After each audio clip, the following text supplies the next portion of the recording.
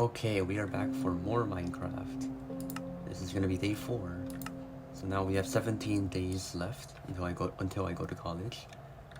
And in my world, I made a house. Yeah, I made a house yesterday. Well, the foundation of a house. And today I think I'm going to be continuing by setting up windows, setting up a second floor, moving all of my stuff back in here. So yeah, let's get started. And oh yeah, of course, it's not a normal let's play, right? This is gonna be like a story time. And I've decided that today I'm going to be talking about what I promised I would start yesterday. It's gonna be a new mini-series inside this series where I talk about my the last 2 years of my high school life.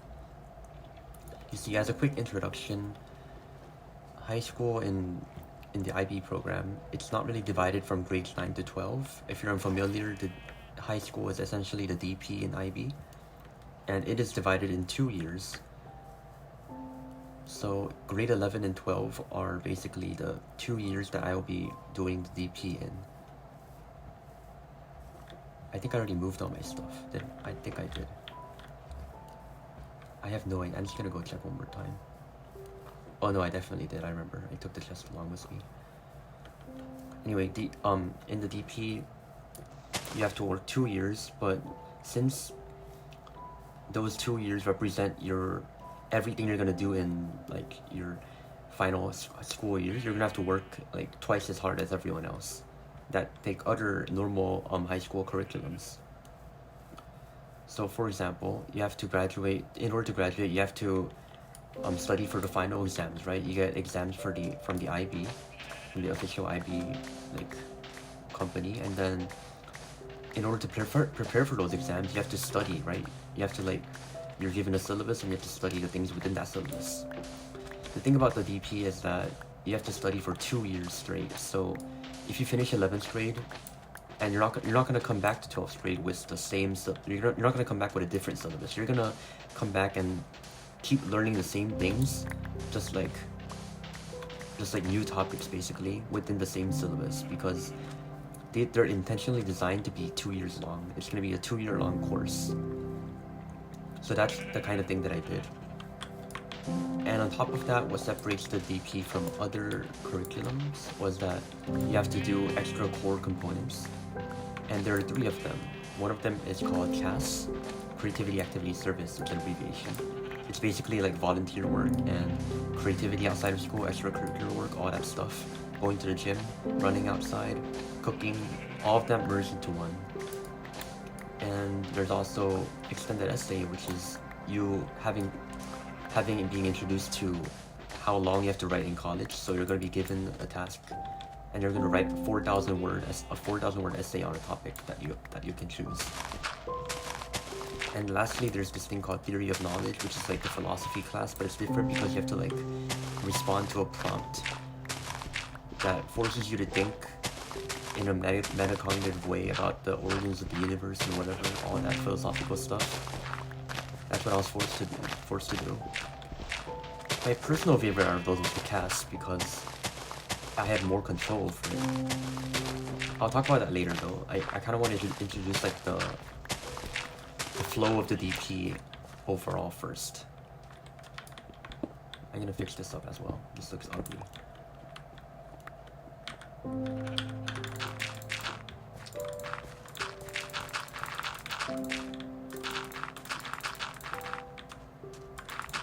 Better.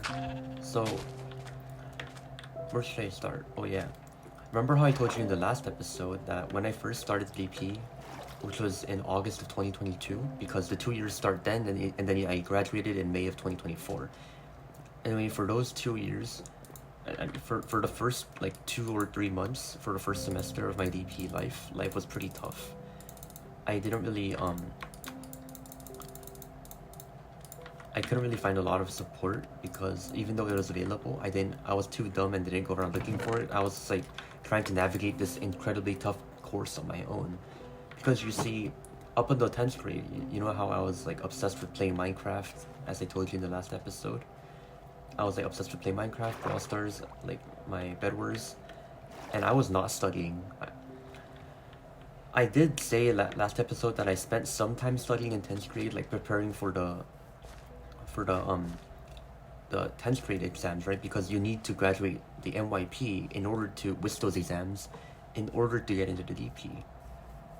But even though I studied for that, I did pretty poorly on them. Like, I did get like a decent score, but not as high as I hoped. And that's because I didn't know how to study effectively. And I did not figure out how to study effectively in high school until like February, right? So it was pretty tough for me. I had to get more wood. I'll get like oak wood. No, that's not gonna blend in with the floor. I'll just get like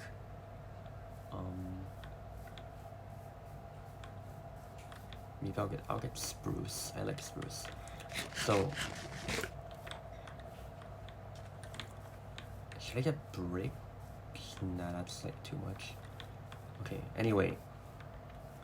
So since I didn't know how to study, I was trying to navigate my first like semester of DP without any guidance, and DP is significantly harder than any other thing I've done. Like for example, NYP is a joke compared to DP. I think I've said that yesterday, but it really is true. All your courses get like really hard, and that's because the difficulty of the class itself, it's designed to be like similar to that of a first year college student. So it's designed to help you prepare for university course loads and stuff. So you're given like a ton of stuff to do. So personally, I was like, back when I didn't know how to study in that first semester, I was staying up until like 2 a.m. every single day, sometimes studying, but also being very unproductive, like playing Project Sekai, calling with my friends and stuff. Although I should have been studying efficiently, but yeah, I did not do that. So I struggled for the first semester a lot. We have to take 6 classes in the DP. You have to take English, language, and literature, which is like pretty similar to what you do in like other high school curricula. But then you also have to take a foreign language, so I took Chinese. I did live in China for most of my childhood, so as I've said earlier, but my Chinese was not great at all. Like, it was very elementary. But I was able to take Chinese, and at least I graduated with it, so I guess I'm decent now. And we're also supposed to take a societies course, so I took business management, and then we're also supposed to take a science course. I chose to take 2 science courses, so I took chemistry and physics. And for my math course, I took, remember I talked about how I took the hardest one, like the analysis and approaches. It's the AAHL curriculum. Focuses on calculus and mass analysis. And that is what I took. And the last of all, I took physics, which is like the deadliest science ever. 3 of the 6 courses in the DP you have to take at higher level, at least 3. So I took higher level courses at chemistry, maths, and business management. I didn't take higher level physics, although all of my other classmates did, and that's because I knew I would like struggle. Looking back, I think I could have definitely done HL physics if I like knew how to study back then, but back then I knew nothing about physics. I was way too overwhelmed, so I decided not to take the risk. You know, in the end it was worth it, but you know, that's what it is. I need way more wood than this. And believe it or not, one of my worst subjects at that time was maths. Even though in the NYP I told you I did really well in maths, even without studying, I knew everything already, so I was always able to stay ahead of my classes by just having prior knowledge, right? I read math books when I was really young, so I knew everything about like exponential functions and all of that, like logarithms, powers, and algebra, all that. And that's why I was able to get like high 7s, which is the maximum score, I guess, for all my NYP classes. But when DP came around, we got the new syllabus and the things you have to cover for the next 2 years. And of course, I did not know anything about calculus, right? I did not know anything when I was in 10th grade about calculus. And my foundational skills, like my algebra skills, were also pretty weak. Like, I spent a lot of time in my middle school life, like just solving problems, like learning everything there is to learn, but I never really took the time to grasp the concepts completely in my head. Therefore, when it came to learning about polynomials and function domain and ranges, that kind of stuff, as one of my first units in DP AAHL Maths, I struggled and fumbled a lot. Like, I forgot a lot over the summer because I didn't really study maths over the summer before DP, because I was dumb and I decided to just keep playing Minecraft. And that really hit on me because I started the class by getting 4s and 5s. And the thing is, my math teacher had a reputation for being really strict and really tough with his tests, but he was also like one of the best teachers ever. You know, I graduated right now, but I still regard him as my favorite teacher ever, because where can you really find a teacher easily that can give hard questions but also answer all your questions that well? It just shows how good he is at maths, right? So definitely that kind of that really inspired me. He said, like, in the beginning of the DP first year, he said only like 1 or 2 people get 7s for the final exams in his class, and his goal was to make sure at least like 4 or 5 of us get 7s in his class. And in order to do that, he would just push us a lot. So for the first semester, the semester that I was completely unqualified for, he gave us harder and harder tests, and all I could do was to like work my butt off until I actually got the concepts. And thanks to him, I attribute basically all of my academic success toward 95% of it toward him, because he put me in the correct mindset to start fixing my academic life. But due to those harder tests, I began to take more efficient notes due to how fast he was talking in class. Like, he was a master of like getting concepts over with in like one class. He taught like a whole unit in like 3 classes once. It was insane. But he did teach everything in the syllabus, which is what teachers are supposed to do. And anyway, thanks to him, I began to take efficient notes. I began to learn the correct resources to properly learn high school math in the IVDP. And hence my grades started going up around October, when I first noticed how to actually study for this class.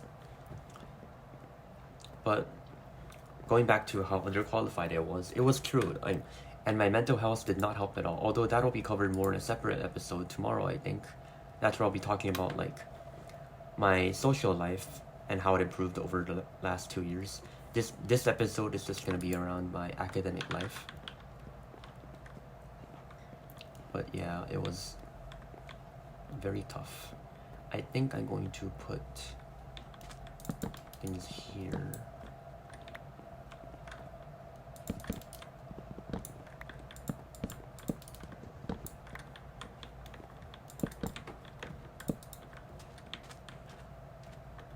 Yeah, there's 4 blocks, so I should be good.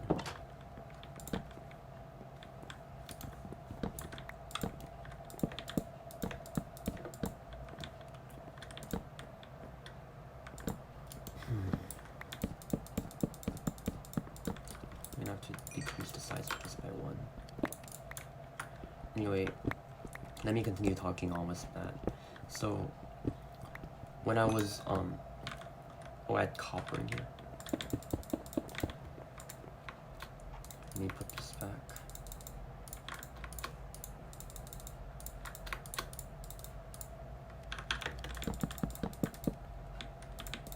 And to continue on with my success academically, my failure period academically, I was actually trying my hardest for the entire time. It's just that my brain wasn't developed enough yet. I wasn't developed enough in my study strategies or my social life or anything yet. And around November to December is when it started to turn around a bit. You see, I didn't do a lot of research, but I like kind of started to observe how my classmates were studying for their classes. And I noticed that, for example, in the first semester, most of my classmates that also took this hardest class had like a lot more foundational skills than me. A lot of them knew more about like polynomials, logarithms, algebraic skills. Some of them even knew a bit of calculus. Can I game you? Let's go, first try. Like they had a lot more overall background knowledge than me, and that really helped them get like high 7s in the first few units. So like the first few units we learned about exponents and logarithms, and then we moved on to functions and then polynomials. It wasn't until after polynomials that we got into the idea of like trigonometry and and then afterwards we learned about calculus. But for those first few units, my classmates really outperformed me really easily because I simply did not have the foundational knowledge. So they got like 90% and 85% above 85% in their tests, which is really depressing for me. I wanted to get those higher scores, but I ended up getting like 65%, 70%, and some people, depending on your location, that might feel like a pretty high score, right?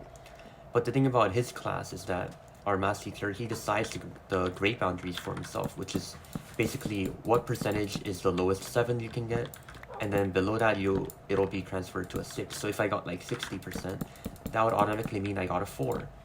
In some subjects, that would mean that I got like a 7 in some subjects like physics.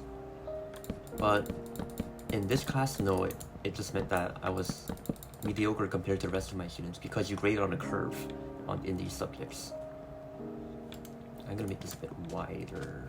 Yes.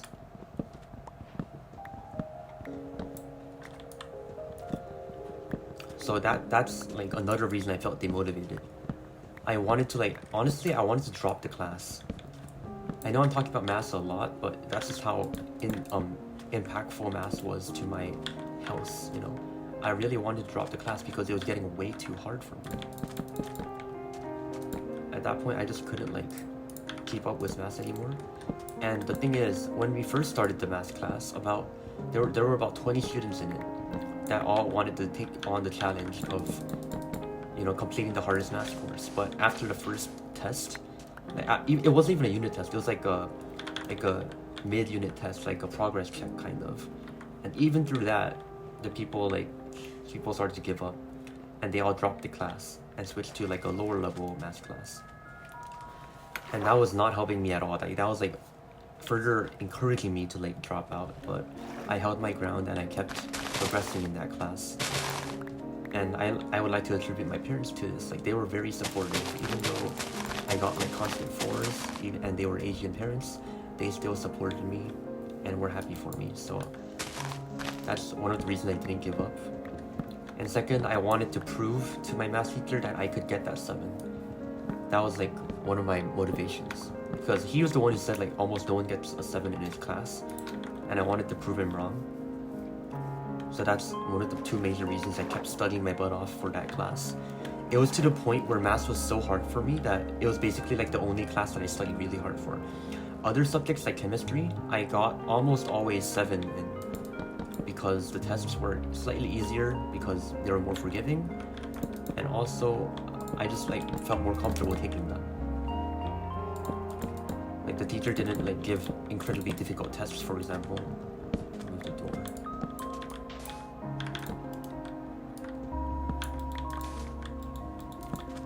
So yeah, overall my math was the thing that took a toll on my mental health the most. But well, I finished it now. Where's the door? I don't want the door to be on this part.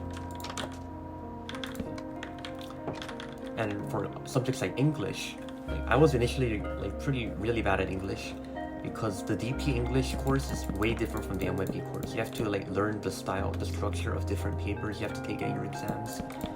And my first year English teacher was not really helpful because he didn't really teach according to the IB guidelines, which I really support when teachers follow the syllabus, because it's what you're literally told to do by the official IB. You're expected to follow that syllabus for life.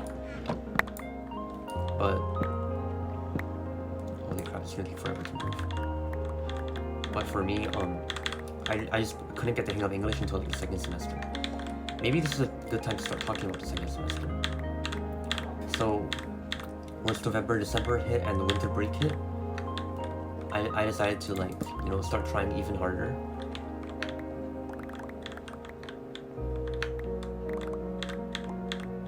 Let me skip the chest, okay. What am I doing?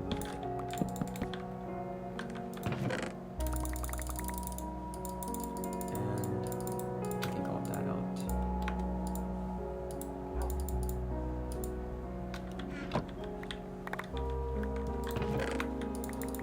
And back in, yeah, around that time, I started to study a lot more math, but I also decided to focus on more of my other subjects. Like Chinese, for example, it was a really hard subject for me when I first started. Especially when there's so many differences in the second language between NYP and DP too, because you're expected to do a 15-minute oral report, not a report, but like a speech, and this is your oral like exam kind of, where you have to talk for 15 minutes in a foreign language, which is really stressing me out. It was not fun, trust me. But I did 4 of those in total. 3 of them I did 4 of those total in the span of my 2 years in Chinese. I know we could have like decreased the stress levels by doing a lot more of them as practice in class, but we decided not. We decided to practice on other things. But doing only 4 in the whole DP just shows you how stressful they are, right? It just shows you how much like of a pain doing those orals are. So my class is done. And furthermore, business management for me was also pretty tough. I started because I knew nothing about business. When you're in the NYP, you learn only like social studies as a whole. You learn history, you learn some economics, you learn some psychology, but you never really focus on business. It was like a new class. So starting from 0 was pretty tough. And my mental health being unstable meant that I didn't really have a good relationship with most of my teachers. You see, I was trying to, have fun at school, right? But I wasn't really doing it the right way because I was pretty disrespectful to some of my teachers in the first semester before I changed as a person. Like, I was pretty disrespectful to my business management teacher, for example, and he made sure I knew that. Like, he had a talk with me after class and everything. I was like not the best student at that time, but I can say this now with confidence that he can see that I've changed. So let's actually talk about that change. I think you get the general gist of how much I struggled in the first semester. But after that first semester, I had a lot of time to greatly improve myself.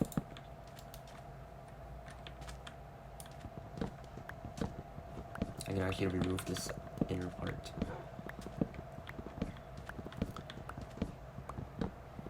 So after our class in math started to go into learning calculus and harder trigonometry, that's when I started to notice how much my actual studying had paid off. You see, because I was studying for 3 hours a day and sometimes until 2 a.m. in my first semester, my progress did eventually come.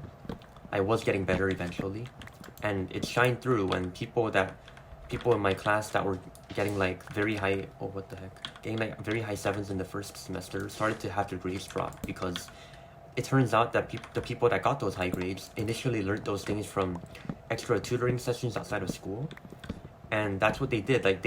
They prepared in advance for the syllabus, just like I read ahead in my textbook for middle school, and look where that ended me, because look where I ended up because of that. I ended up having to restudy everything because my foundations weren't strong enough, and that's what was happening to some of my classmates. They were struggling because their foundations weren't good enough for calculus. So I did pretty well in the second semester because I understood those foundations. I ended up getting my first 7 in math from my April assessment week, which is a test period that we had in December. And not December, April, I mean. And I was really happy about that. I bragged to my parents and everything. They were happy for me, so that's good. And also, almost every single subsequent assessment after that in math class, I got all 7s because my academic comeback was beginning to strike again. You see, so after February of 2023, the second semester of the first year of the DP, I started to regain my social life. I started to become a good person again. I started to being more respectful to the teachers, which is astounding for me. I started to develop more critical thinking skills, because when your mental health gets better, like mine did over that period, your learning automatically also improves dramatically. The ability of your brain to comprehend new information just skyrockets, and that's what I experienced. And personally, I fell in love with that idea. I loved being able to control my learning that well. That looks better. So when my classes started turning out to be really easy, like, okay, not really easy, but like easier than ever before, I started to get those high 7s in classes like business management, even in like Chinese exams. Although for all of my orals, I never got a 7 once. Yeah, it's pretty depressing, but speaking is really hard for me. That's why I'm making a video like this. And on other times, I still achieved like not 7s, right? I didn't really get a lot of 7s in English. But for the April assessment week, I got my first 7, like my first actual 7 in English for my literature analysis paper, which is something you have to do in the IB. And I was really happy about that. So you can see like my grades were starting to pop off again. Not like I ever did before that. But for the first time since 7th grade, I was becoming a student, like I was becoming more of a model student than ever before. Getting all those high grades, while in the process of making a lot of new friends that I never thought I'd make, because I became a lot more social around that period, remember? Like I started to gain my social life, increasing my mental health. I even participated in a school band, which hosted by one of my bestest friends, and I did really well mentally throughout that as well, while growing my piano skills, because I didn't have a lot of time to practice piano because of how busy the DP makes you. But overall, I think all of those things contributed to my mental health a lot. So I'm really grateful that I had those opportunities. And then I should divide up this window, I think. Yeah. I'm gonna get 1, 2, 3, 4, 5. 1, 2, 3, 4, 5.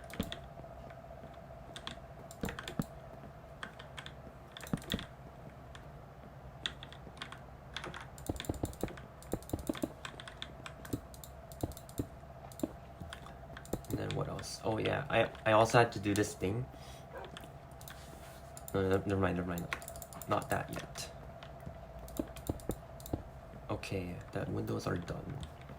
So I kept progressing academically as much as I can until around the end of 11th grade. So by this point, I was getting like almost 7s on literally almost everything because of my newly developed skills and study strategies.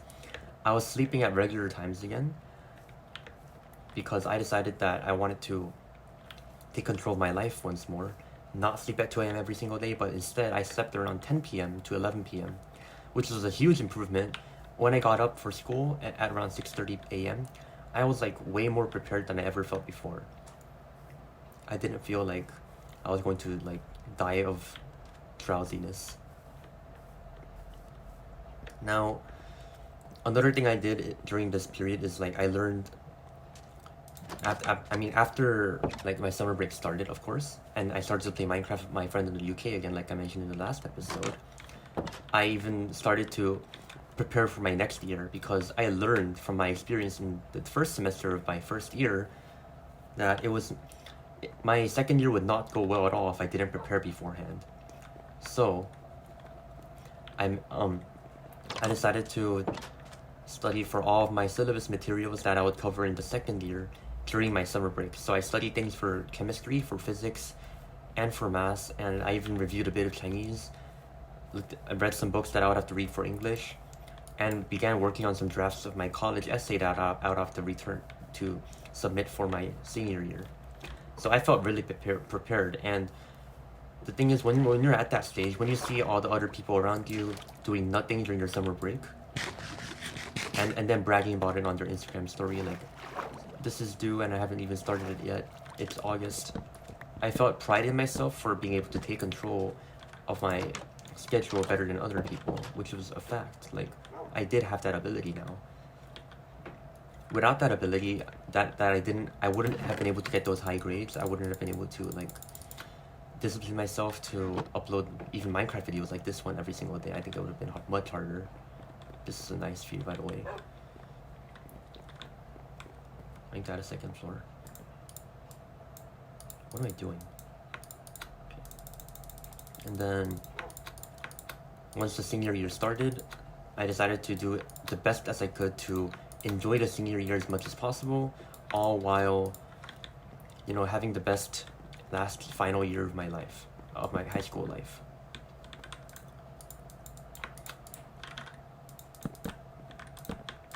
So what I mean is that, you know how I told you I started a band, I participated in a band, right? I kept doing that for my entire senior year.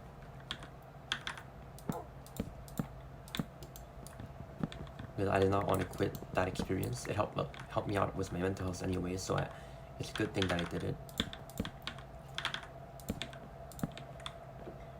And I put a slab there. And then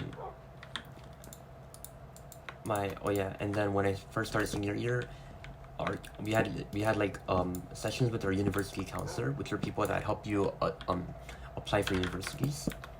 And I was really happy that I decided to start a draft for my essay during the summer, because otherwise I would have not wanted to do it given how much the workload that we were given was. Like, I had so many assignments in the beginning of my senior year, and the pressure of all those external deadlines coming toward my way, that I did not want to do anything. So I'm glad that I prepared myself, and if you're a rising senior, I suggest you take my advice and do the same. Forgot I had a cod in here, a salmon. So the thing about the senior year, which makes it so difficult compared to the junior year, is that there's so many external deadlines, and these are deadlines that aren't contained within your school. So unit tests and that kind of thing are within your school, right? The IB doesn't control that. But then there are the external exams that the IB hosts twice a year. So I took the May 2024 exams, for example, and those are things that your school cannot control. Those are going to be there no matter what, and it's your job as a senior to prepare for them and get them done, because the IB does not forgive you for late assignments or late submissions. So that was one of the higher stresses that I felt. I think not sharing this is better, so yeah.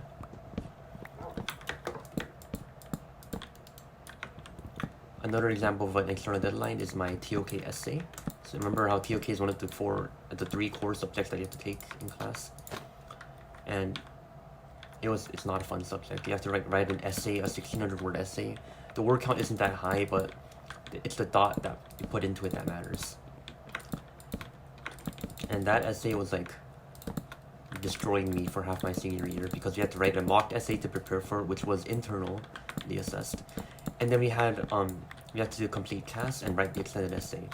The thing about the extended essay is that since it's a 2-year course, you can do it whenever you like. So our school forces us to complete the extended essay fully by September of the senior year, which means that after that deadline passes, you never have to touch your extended essay in your entire life. It's gone forever. And I think my school did a really good job of doing that. I'm proud of them for making that, because otherwise I did not want to have to struggle with my extended essay after senior year was already in full swing. So yeah, there you go, that should be enough.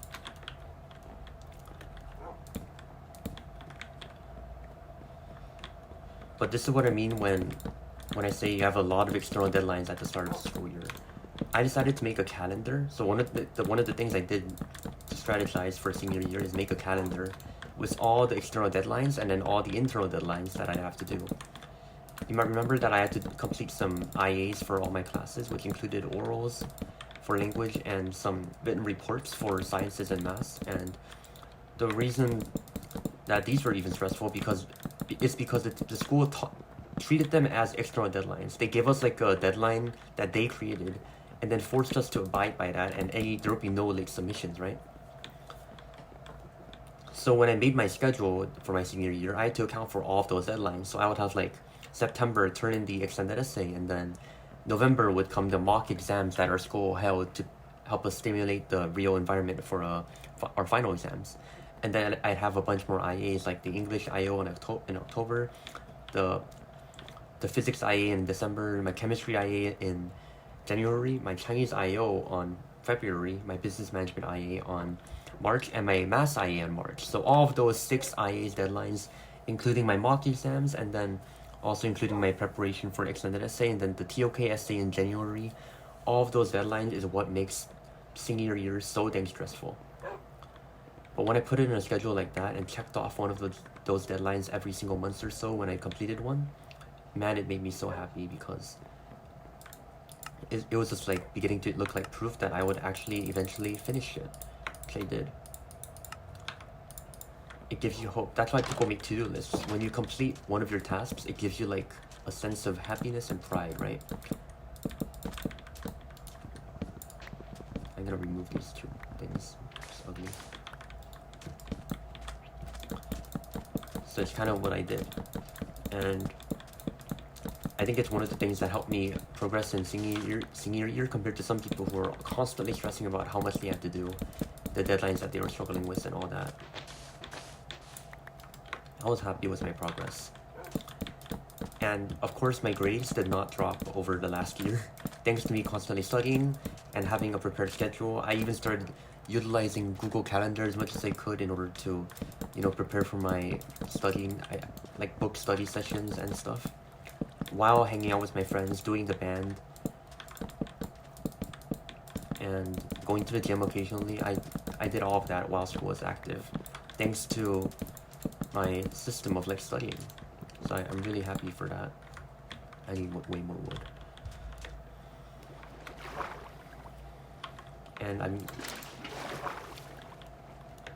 And my grades were constantly great. I got like high 7s on most subjects. I even got the highest score for a business management summative for my mock exams. And the thing about these mock exams is that they account for every single paper you're ever going to take. So I had to take 17 exams, because my combination of subjects made it so that I would have to take 3 papers for every single subject of my 6 subjects apart from English, which makes 3 times 6 minus 1, which is 17 papers. And 3 of them were business management, and I scored among the highest for each paper, and overall, combined, I got the highest cumulative score, which boosted my mental health and made me motivated to study even harder, because my system of studying was working. My results were coming through. And I was beginning to prove to my math teacher that I could be the one to get that 7. I mean, one of the people to get that 7, of course, right? So, yeah, my motivation was really high, so I was very excited. And of course, the university application season was not making it any easier for the entire grade. The US applicants some of them apply early around like October, while some of them apply regularly around December. I was a Canada applicant, as I've mentioned, so I always apply regularly, which means I submitted my application around December for all 9 of my universities. And I ended up getting accepted to all 9 of my universities, even the reach ones, which I was very excited about. And therefore I'm gonna get to go to my dream school, so I'm very happy. And another source of motivation I got related to those university applications was that every single time I got like an acceptance letter, the acceptance period was beginning from December 2023 to around March of 2024. So I was getting acceptances every like 1 to 2 weeks around that period. It was really helping me like gain motivation to keep studying and keep studying hard for those finals, not be affected by senioritis like most of my US applicant friends were. And yeah, that's what motivated me. I got to show off to my friends, and they were happy for me, which made me even happier. I continued to hang out with my friends as much as I could before my senior year ended. I made a lot of friends in junior year, like in 11th grade friends that I still hang out with today. Hopefully I can continue advising them to have a successful senior year themselves. I continued to do band, of course. I also did like an external band outside of school since 2023 April, which I'm still doing today, although I will have to leave it soon to go to Canada, unfortunately.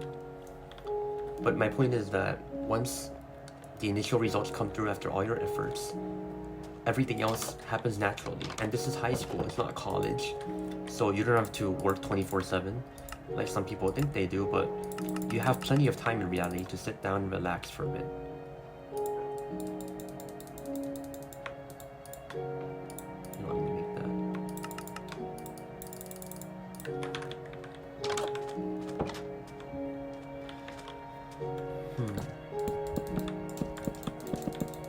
also,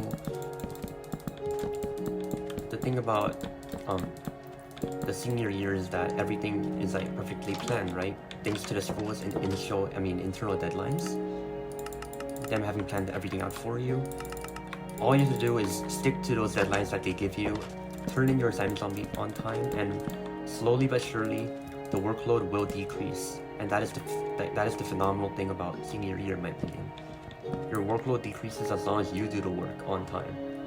If you start not doing the work, that's when things pile up and it starts to get stressful, but just do it and you'll be fine.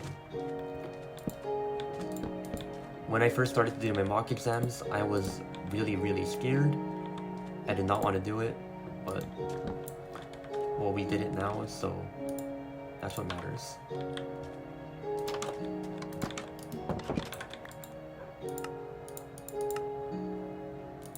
But things do work out.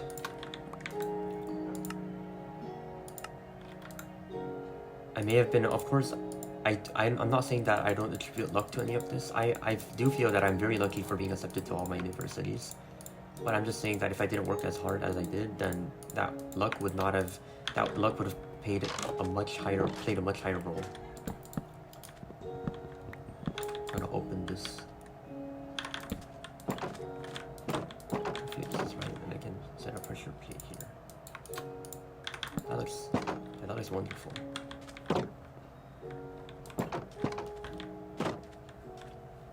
Nothing can get in here now. I'm gonna have to add some more furnishings to this house, so to probably add a second floor. And to wrap up this story, I'm gonna talk about how things went for the final semester of my senior year. So far I've talked about the 3 semesters, right?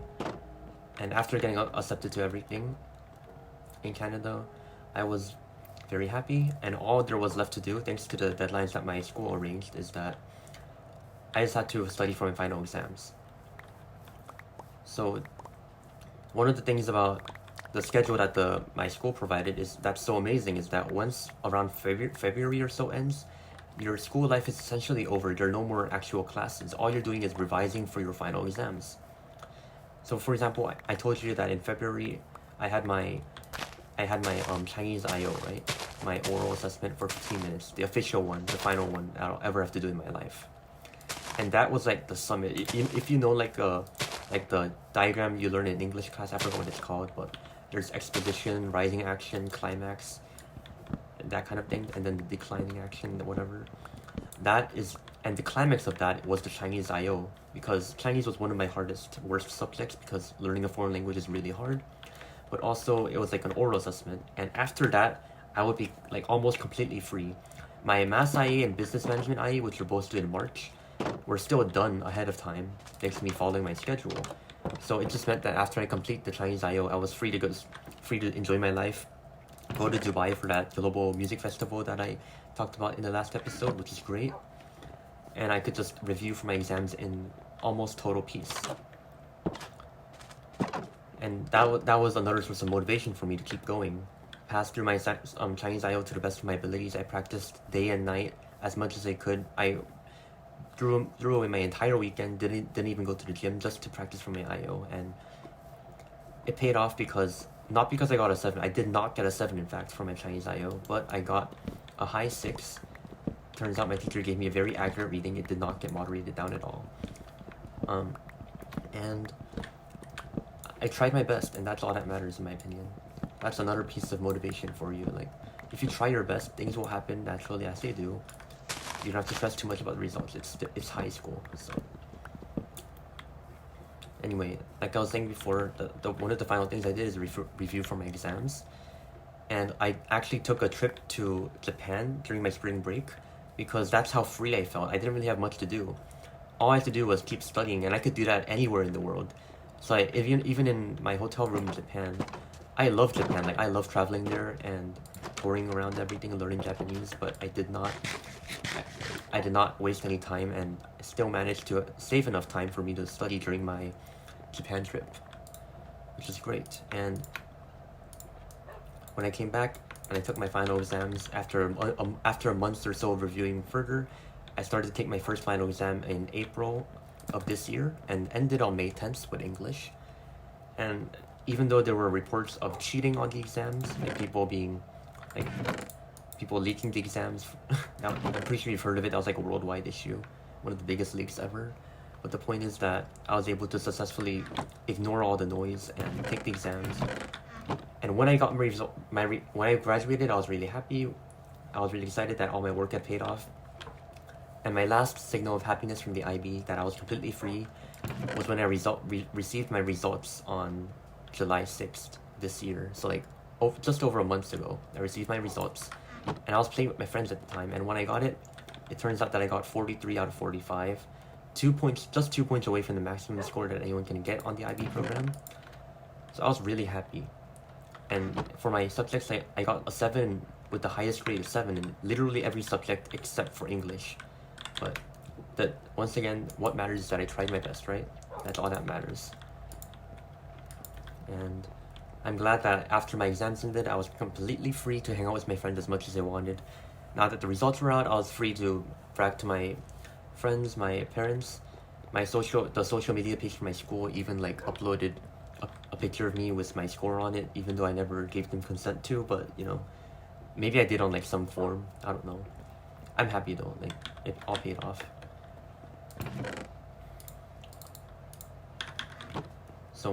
And it was really heartwarming to see all the people congratulating me because they saw the post. Like, they were like really happy for me. And I was like, this is what graduating with no regrets really feels like. So my mental health was back to its peak.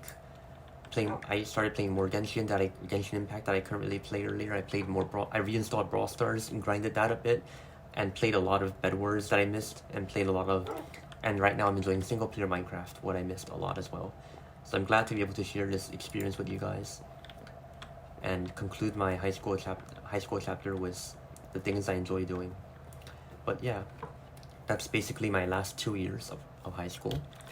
And the next episode, tomorrow I'm going to focus on my social life and my mental health more during those 2 years. Like today I focused on academic strategies and my journey academically, right? Until my final exams, and I got that 43 out of 45, making me tied with one more classmate to be the top scorer for the final exams in my cohort. Which is why I got that Instagram post feature. Like, I got the highest score. So I'm very happy about that. I'm not bragging, I think I have a right to be happy when I work this hard. But yeah, that's gonna be the end of this episode. Tomorrow I'll talk more about my mental health and that stuff. Overall, in terms of Minecraft, I achieved a lot. I put the final exterior and glass windows of my house. I added a second flooring, and I added a fence system to keep mobs out. Yeah, tomorrow I'll build a second floor and add some interior design things as well, before we go off to hunt for some diamonds. Thank you for watching so much. Have a great day or night, depending where you are, and I will see you in the next episode. Goodbye. Bye.